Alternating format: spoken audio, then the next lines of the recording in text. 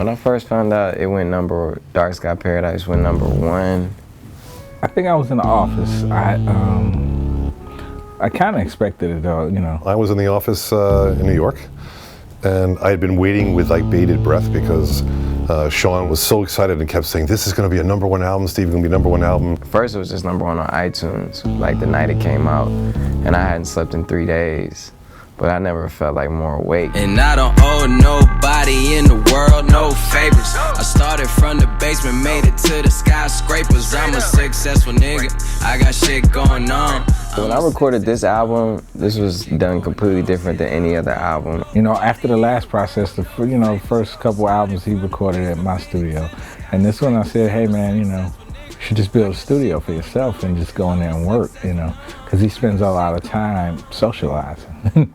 But that's necessary for the creative process. I was tired of like having to go to a studio and work on a schedule that they put me on. Basically all the features came through to my house, and it was like a real intimate thing, and they saw the vision where we were going with it. They saw what we wanted to do with it. So that just made the project gel so well. He picked all the right decisions. He built his relationships.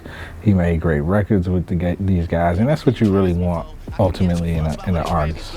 Blessings came. Well, that was the last song we did for the album, Blessings. Me and Drake were in the studio, and that's just what we made. Sometimes I just had the ideas in my head for the features, and sometimes it just came from hanging out. I feel like John Legend helped make One Man Could Change the World something bigger and greater. His voice, the way he sang that, having Kanye on there gave it a whole nother texture. All these songs were songs that just wouldn't have been the same if I would have did it by myself. One man can change the world.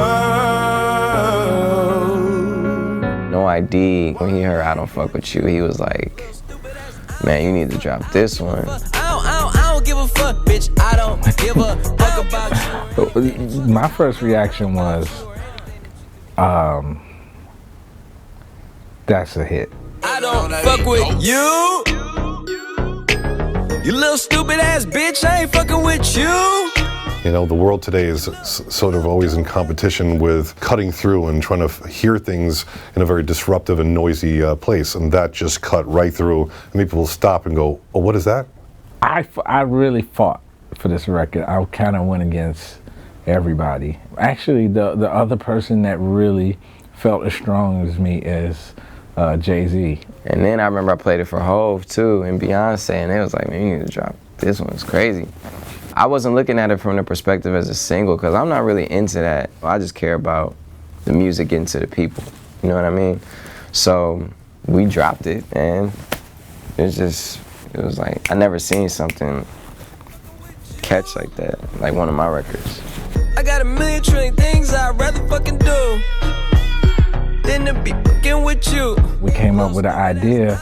I sat with him and I said, let's put out these 4 songs. When we put I Don't Fuck With You out, we put Paradise out, we put Fourth Quarter and Jit Juke, and they were all different type of songs. Now traditionally, a record company goes, you need to put out 1 record. I went and fought and I said, nah, let them put out the 4 songs. People will recognize that this song is the best song. I just did that because it had been a while since I put music out. I was just doing that for the fans. To surround it with more music that was showing his growth and not kind of force it down radio's throat, initially was the plan that me and Sean really fought for. It just, like I said, it took a life of its own. You work so hard on something, you see it start paying off. You see people, catching on every minute. You see people talking about it. It was definitely one of the best weeks of my life, for sure. Yeah, finally famous. I ain't like them other niggas, and I ain't about